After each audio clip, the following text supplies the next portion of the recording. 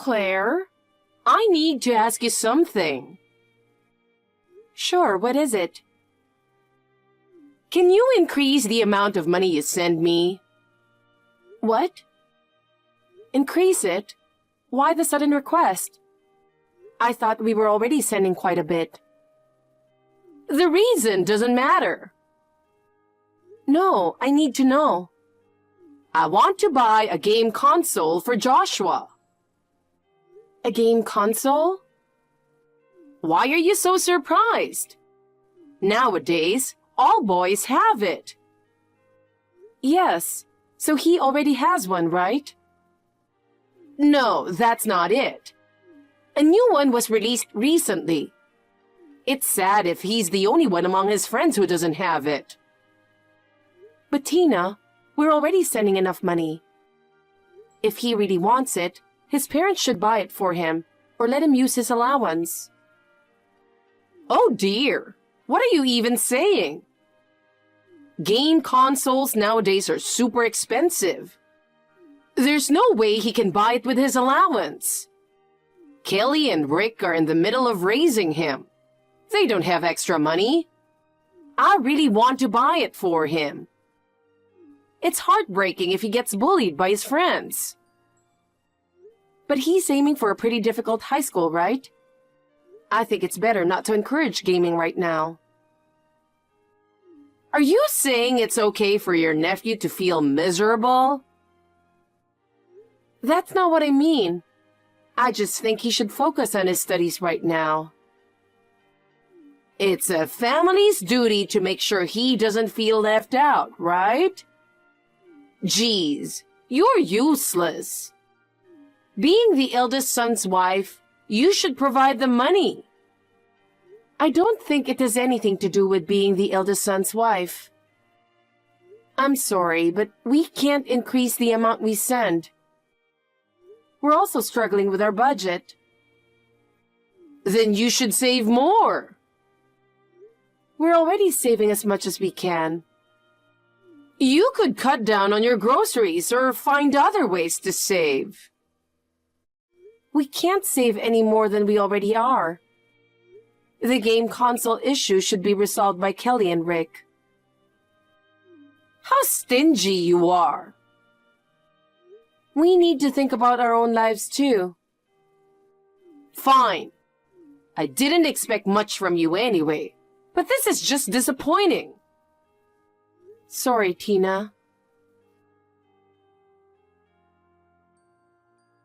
Claire, guess what? I have big news. Joshua is accepted to his first choice of high school. Congratulations, that's wonderful. He takes after Kelly. Such a smart kid. I'm really looking forward to his future. So, in the end, you didn't buy the game console, right? No, I didn't. Because you were stingy. But it turned out well since he focused on his studies. Oh, hush. By the way, as a celebration gift, I need you to give Kelly and the family $5,000. Excuse me? Do you have a problem with that? When they bought their house, you gave them $10,000 as a housewarming gift. So $5,000 should be easy. That was because you insisted that we give at least that much. $5,000 for high school acceptance? That's insane. What are you talking about? It's normal for the eldest son's wife. It's actually on the low side. Kelly gave my son $20 when he started high school. Oh, she did give a gift. That's nice of her. There was no need to give anything to that incompetent kid of yours. Please don't speak badly about him. Why not? It's the truth. He's never smiled and has always been a gloomy, unlikable kid. That's just his personality. I know. Isn't it called a developmental disorder or something? Even so, I love him dearly. If Steve had married someone else, we wouldn't have had such a problematic child. What are you trying to say? I thought you'd have brilliant kids because your father is a doctor. But what a disappointment. I don't think we've caused you any trouble. We even send you a set amount every month. Of course you do. It's the duty of the children to take care of the mother. But Steve told me you have an inheritance from your late husband, right? That money was used up long ago. I heard he left a substantial amount. Shut up! It's rude to ask about your mother-in-law's savings. I was just curious. For a doctor's daughter, you're so cheap. Your clothes and lifestyle are so modest, it's embarrassing. We were never that wealthy. My father always taught me the importance of living modestly. Didn't you live in a nice apartment on the Upper East Side in New York? That was inherited from my grandfather. We weren't wealthy. Your father is a doctor. Of course your family is rich. Don't lie just because you don't want to send me more money. It's true. I want to give Joshua lots of allowance. And there are many things I need money for. You've never given Colin any allowance, have you? Quiet. I need the money you send us. We're barely managing with what we send you. We have to cut back on our expenses, especially to save up for Colin's education. He's preparing for college now. He doesn't need to go. That failure should just start working after high school. Geez, can't you ask Kelly to help out a bit? She doesn't seem to have money problems. I can't ask her to do that. But she always has the latest designer bags and buys new high-end clothes every season. I also heard they take vacations often. With such a luxurious lifestyle, can't they help with the financial burden a little? They'll need more money soon. Once Joshua starts high school, the cost will be enormous. We face the same situation. Don't compare your failure of a son to him. He's taking swimming and programming classes. The monthly education costs are staggering. We're also planning to hire a private tutor. At this rate, Kelly and Rick will be overwhelmed by education costs. But that's their choice. I don't see why we should bear the extra burden for their luxurious lifestyle. You wouldn't understand, but every parent wants the best education for their child. We're investing now so he can become a respectable adult in the future. I also want Colin to receive a good education. Pointless. Spending money on him is a waste. Joshua will undoubtedly grow up to be a respectable adult. Geez. It's natural to want to invest in a promising grandchild. Just follow my order and give the money to Kelly's family. Claire, do you have a moment? What is it, Tina? I'm so sorry about your father. Thank you. He was so healthy until recently. He suddenly collapsed and just like that. He was just turning 70. It's such a loss.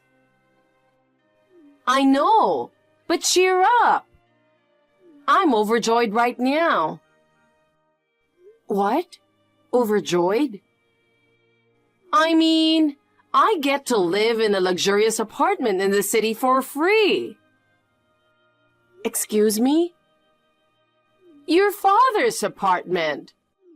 The one on the Upper East Side that you inherited is now mine. My family will be moving in, so get ready. What are you talking about?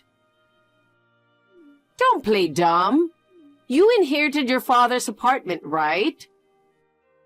Since you, my daughter-in-law, did, I have the right to live there too.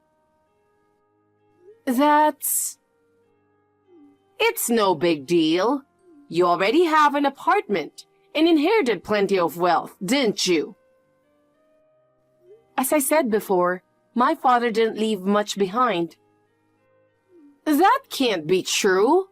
He wasn't extravagant, drove a regular car, and wore regular clothes. He must have saved a lot as a doctor. Believe me. Don't lie just because you don't want to give us the apartment. I know he owned land too. But we don't have money.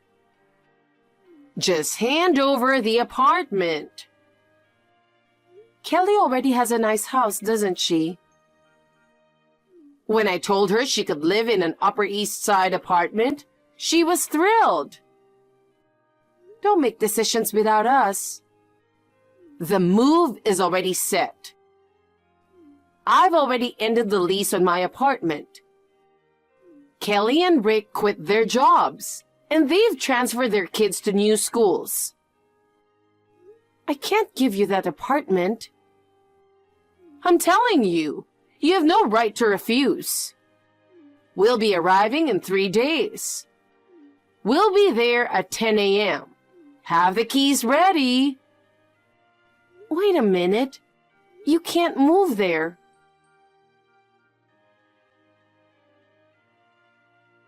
Hey, Claire. It's way past the promised 10 o'clock. Hurry up and open the door.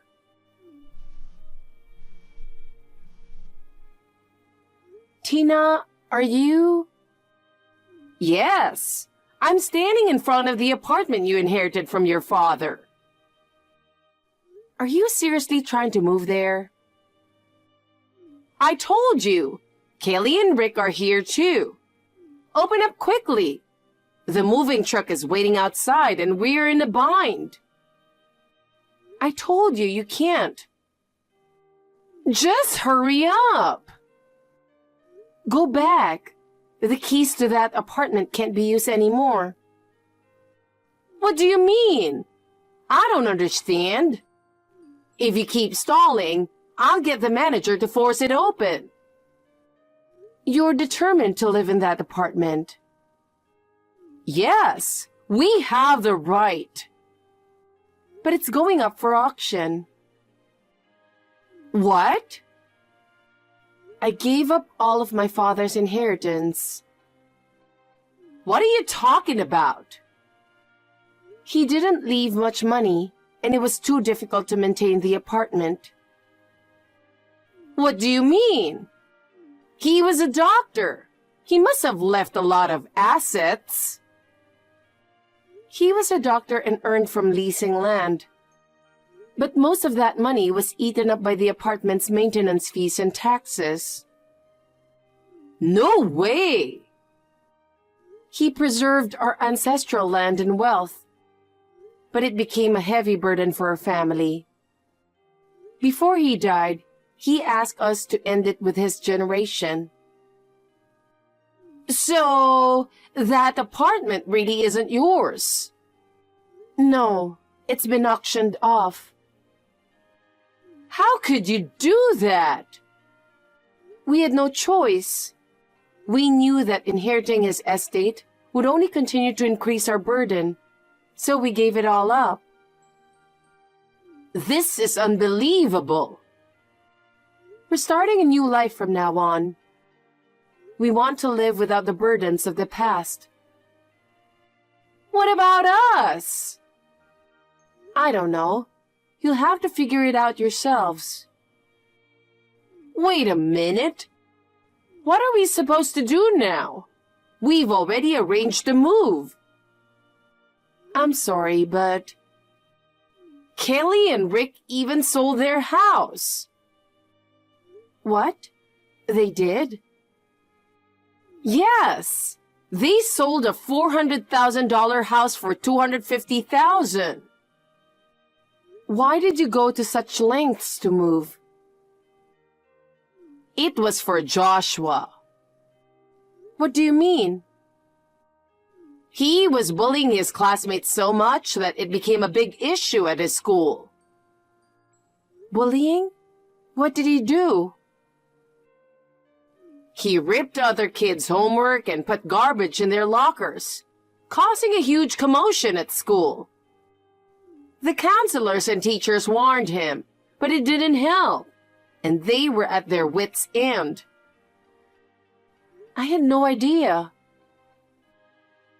The whole family is being ignored in our hometown, so we thought moving to the city would be best.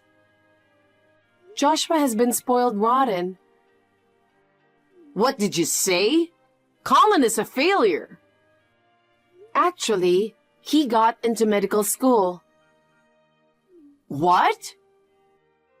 And it's a state university, so it's not too expensive. We're relieved. You must be kidding. There's no way that idiot got into medical school. He's socially awkward and can't even talk to people properly. It's understandable you'd think that. He struggled with communication from a young age and didn't make friends easily. But he had plenty of time to focus on his studies. He loved science experiments since elementary school and turned their kitchen into a lab. In middle school, he spent every day at the library reading medical and biology books. He has an exceptional focus on specific subjects and dives deeply into what interests him. Oh, really? Yes, my late father saw a lot of himself in him. He was a passionate doctor too. In high school, Colin was always at the top of his class, especially in biology, where he won national awards. His teachers recognized his talent and strongly recommended medical school. I see. So it's natural for him to go to medical school. His hard work and talent paid off. Unbelievable! A failure going to state medical school? Thanks to him, we saved the college funds we had set aside and decided to buy a house in the suburbs. What? I always felt suffocated living in the city. Since his university is in the countryside, we're moving and building a house there. You never told me that. I hadn't mentioned it. Colin doesn't like the city much, so it's a good opportunity for our family. Who's going to take care of me in my old age? Your beloved Kelly and her family are there. She's always insisted she won't take care of me. I'm relying on you and Steve. She's quite self-centered. Also, Steve has a message for you. He's decided to stop all financial support. Why? You've always favored Kelly over him.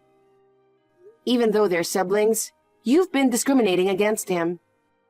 Despite that, he's been patient out of gratitude for raising him. But trying to take over the apartment I inherited?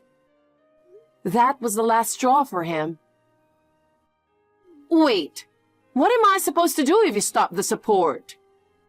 You could live with Kelly and her family. That way, you won't have to pay rent. No way! They are unemployed and in debt. They bought all those designer bags and still had debt? Yes, they couldn't keep up with the house payments, which is why they decided to sell it. That's what happens when you live beyond your means. This isn't how it was supposed to turn out. Having a lot of wealth doesn't guarantee happiness. I believe living modestly is far more fulfilling. Please help us. We've supported you as much as we could, but we've reached our limit. Don't say that. Do your best to support your unemployed daughter, her husband, and your grandson. But I'm already 68. I've used up my inheritance, and I can't survive on my pension alone. Then you'll have to work. I was supposed to have a rosy retirement in the New York apartment. The idea of working at my age is horrible. You're still young and energetic, so you'll be fine. I'm sure you can handle any kind of job, even physical labor. No, I won't do physical labor. Ugh, I wanted to enjoy myself more while I still had the energy. So, Tina and Kelly's family moved to New York, thinking they'd live free in a luxurious apartment. In the end, they had to settle for a cheap, rundown place, cramming all four of them together. Kelly and Rick desperately searched for jobs, but neither of them could secure full-time positions, so they are both working multiple part-time jobs. Josh's problems continued at the new school, leading to isolation and skipping classes to stay home. It's a shame, considering all the money spent to get him into that high school. The boy's current situation is largely due to being spoiled by his parents and grandmother, making him a victim in a way. It's quite sad. Tina also started a part-time job, but keeps quitting due to conflicts with co-workers, moving from job to job. With her personality, it's no surprise she struggles to fit into the working world. As for us, we've built a house in the countryside where our son's medical school is located. He loves the peaceful, nature-filled environment and plans to become a doctor here. There are times when I worry about him not fitting in with other kids, but seeing him happily attend university brings me immense relief and joy. I'm grateful we trusted him and gave him all our love. I look forward to continuing our happy life as a family of 3.